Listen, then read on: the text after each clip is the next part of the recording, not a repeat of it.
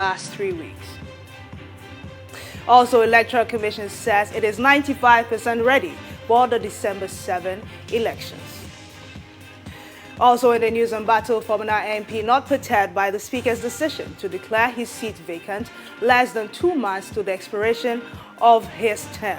All these and more coming up in the next half hour. Stay tuned.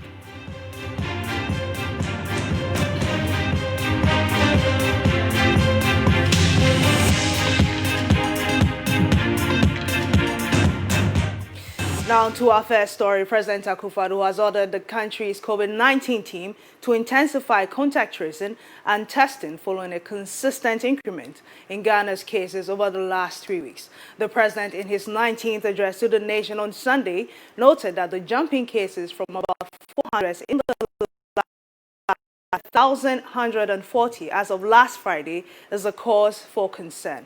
To this end, the president says he has ordered the release of more logistics to help in Ghana's fight against the virus. I'm going to reaffirm what served us well so far. We are enhancing the measures of tracing, testing, and treatment, i.e. the 3 T's. In addition to this, we'll continue to limit the importation of the virus, embark on the strategic controlled easing of public gatherings, enhance public education and information, and continue to provide relief and support to individuals, families, and businesses. To this end, I've instructed the release of additional logistics, including vehicles, to the Ghana Health Service, in order to help beef up contact tracing and the supervision and monitoring of asymptomatic cases being managed from home.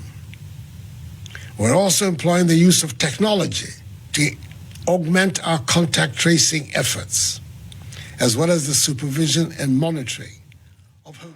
Also in address, the president stressed that Ghana will continue with its protocols at the airports, indicating that the measures put in place has helped the country identify about 172 positive cases among some 54,000 arriving passengers. This number makes up for about 5% of Ghana's positive case count, according to the president. The president also noted that protocols put in place at the airports will be intensified to minimize the risk of importation of the virus. With the imposition of stringent testing measures at the airport, we have so far been able to detect 172 positive cases among some 54,000 arriving international passengers.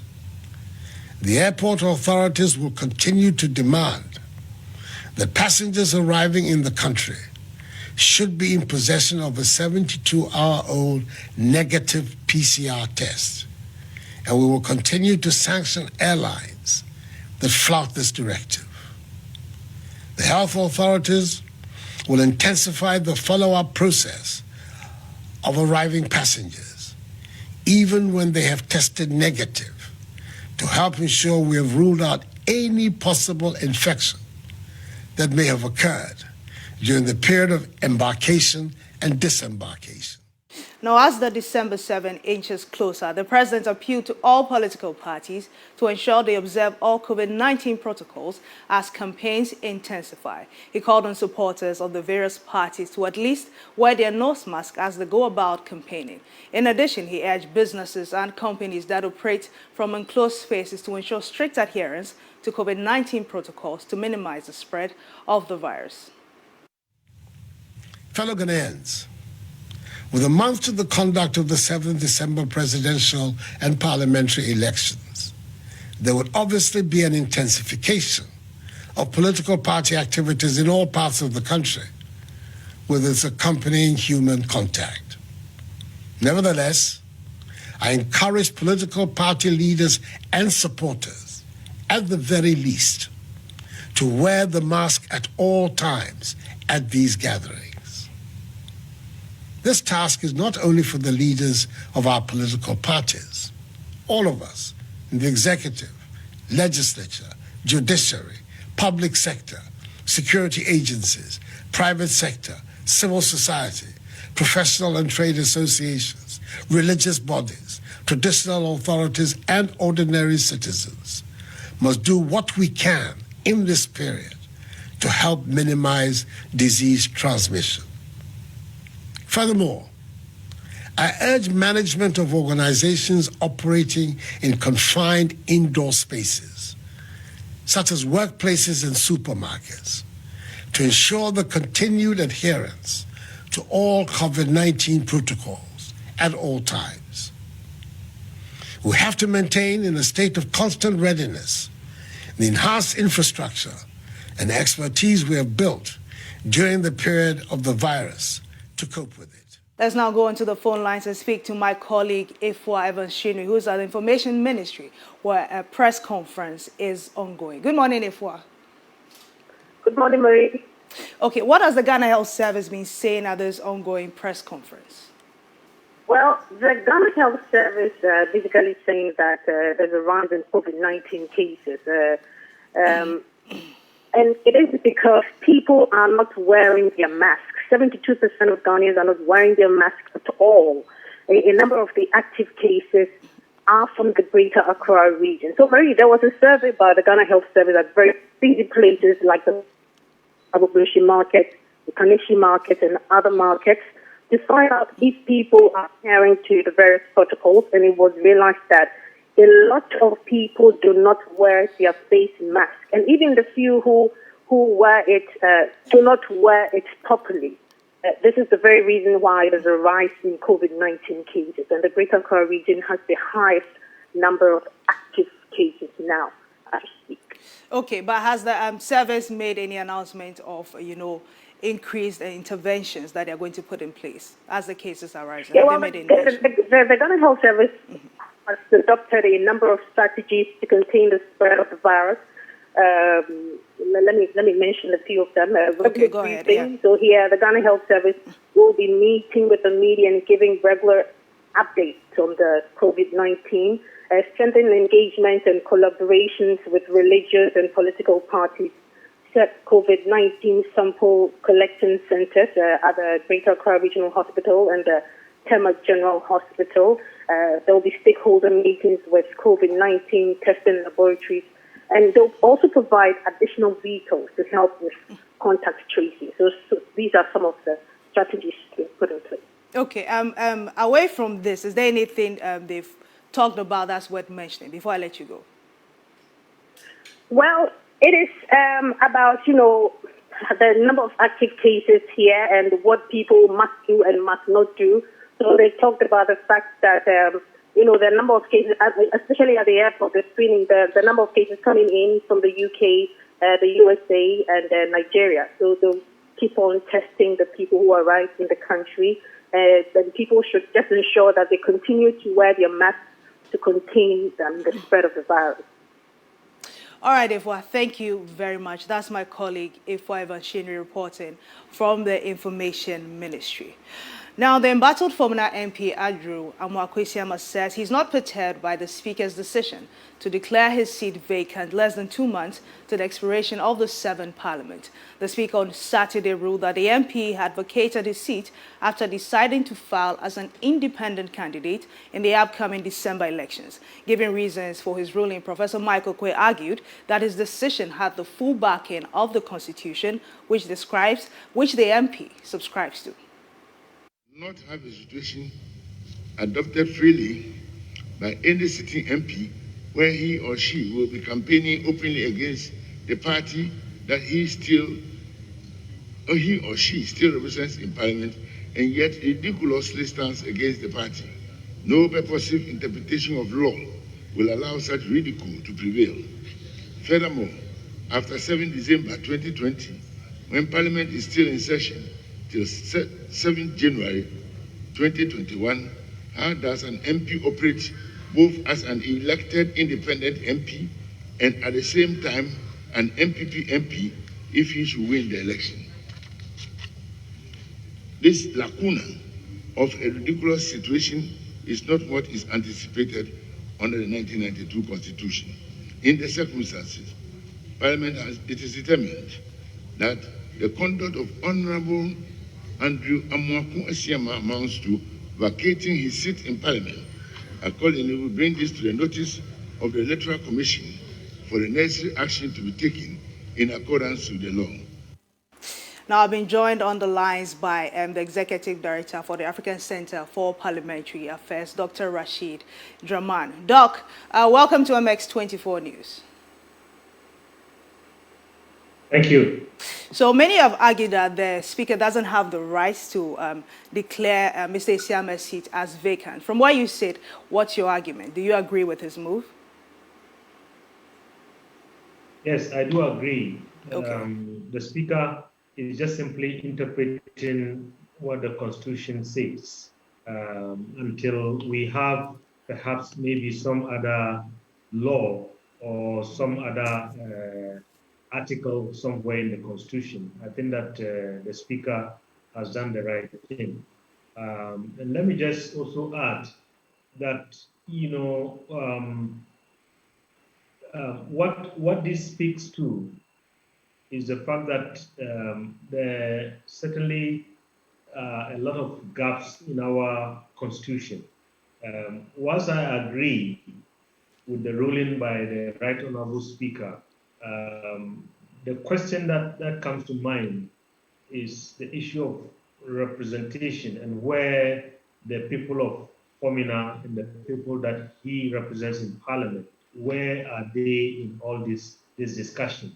So for me, that is where the focus should be, rather than the Right Honourable Speaker's interpretation of the Constitution, which I think is the right interpretation. All right, Doc. Thank you very much for your time. Let me now speak to the spokesperson for Mr. Isiama, who is in the person of Seth Odro. Seth, the Speaker has now declared Mr. Isiama's seat vacant. What's your reaction to that? Thank you very much, Madam, and good morning to all your viewers. What this means is that we have passed the stage where people are pleading that our lawyer Andrew Isiama and his team should rescind their decision of going independent. In 2004, Dr. William Akoto Niwebrim also contested as an independent candidate. He didn't vacate his post. Joe Wise in Bepai around 2008 also contested as an independent candidate. He also didn't vacate his post. Why is it that lawyer Mwakon Siame's own, the seat has been declared vacant?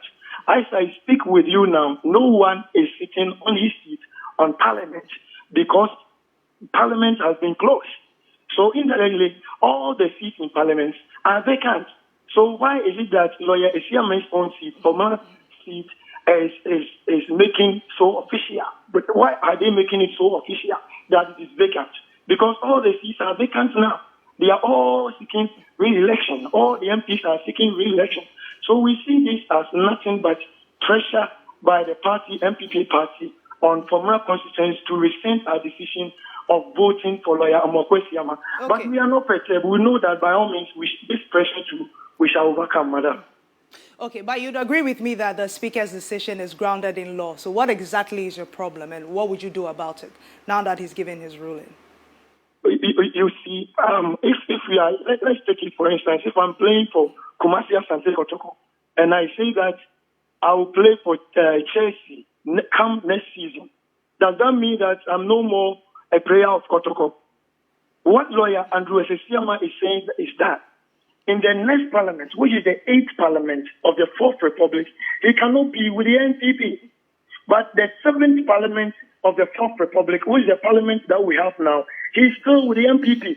So the intent of contesting for next year's election or next year's parliament as an independent candidate, does that make the seat of Fomena vacant?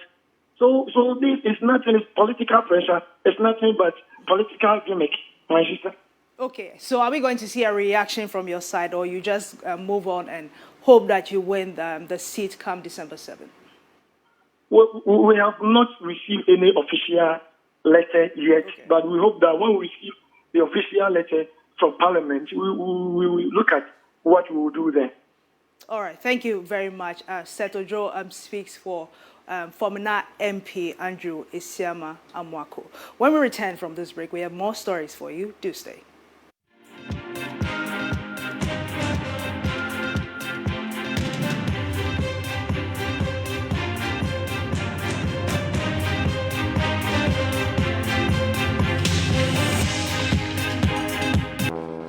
They say it's the little things that count.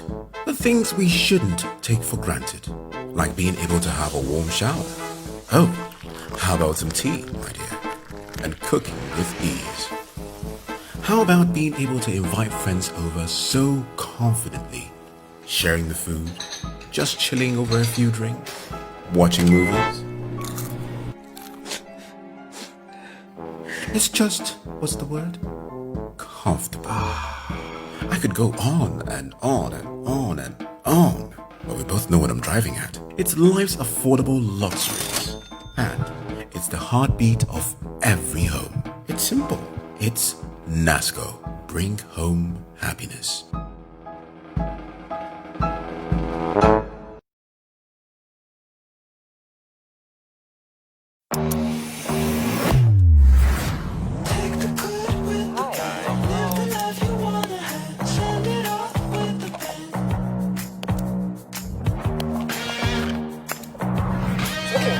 Good.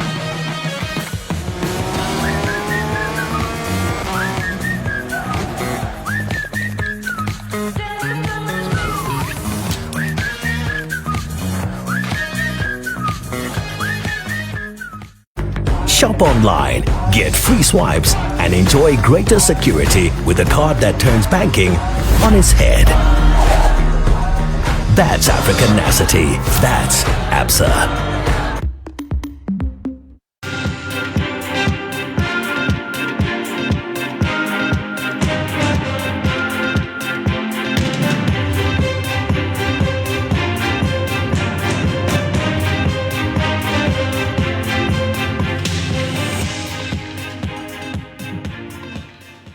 You're welcome back. Now, the Electoral Commission, EC, says it is 95% prepared to deliver credible and orderly elections come December 7.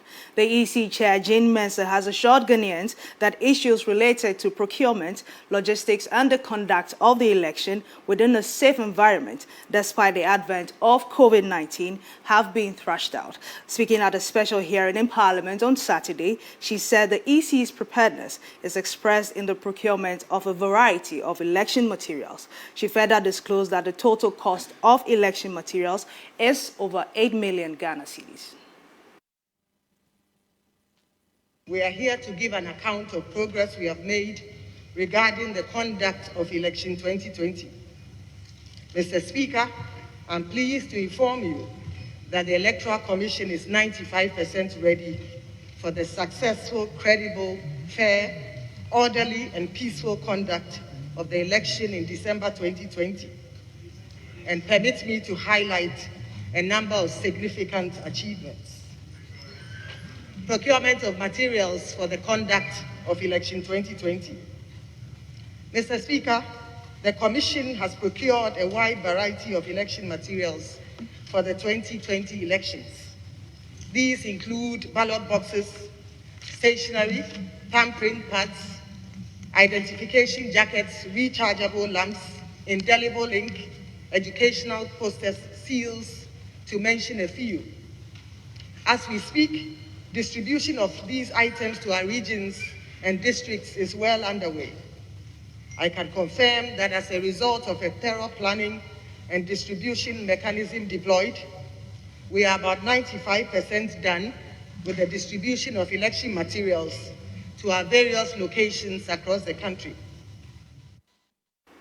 The Electoral Commission also assured that the upcoming elections will be incident-free.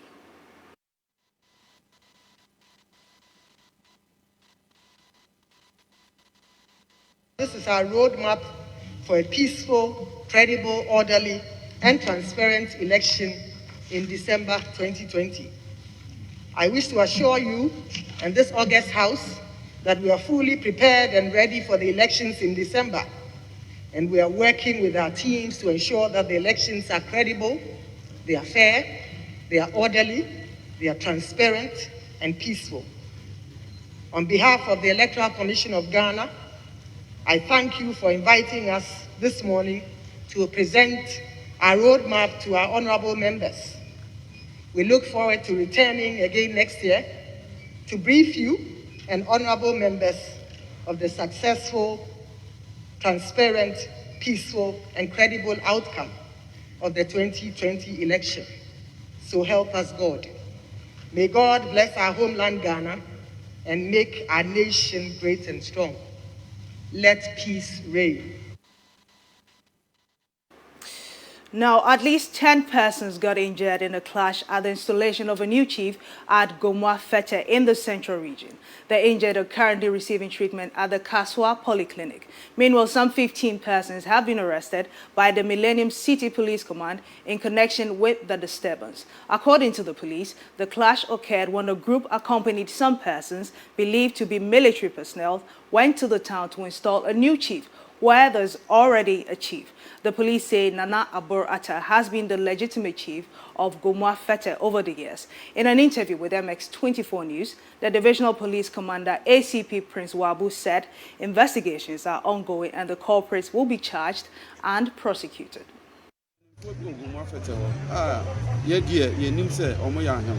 We already know the chiefs and elders of this town. Another installation meant there was going to be some violence. Chiefs are installed amid tradition and without violence. But that wasn't what happened. We have arrested 15 of them.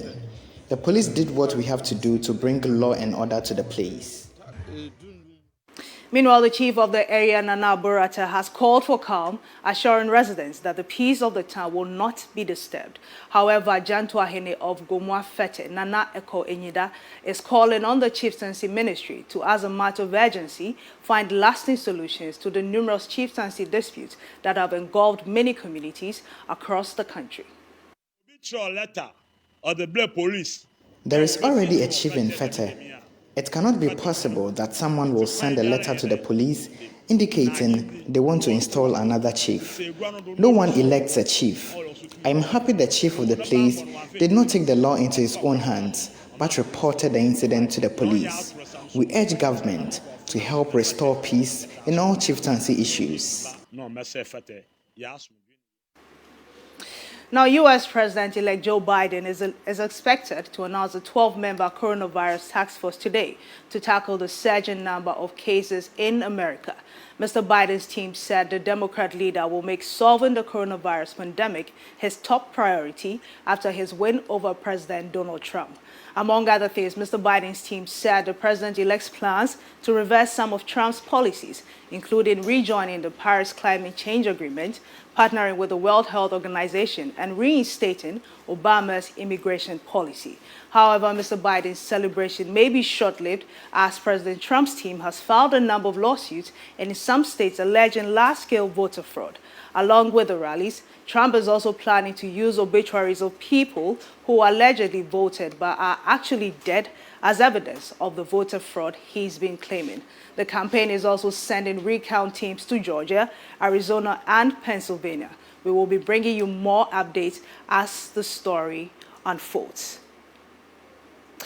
And at this juncture, we'll call it a day on today's edition of MX24 News. My name is Marie France Fujo. Enjoy the rest of your day.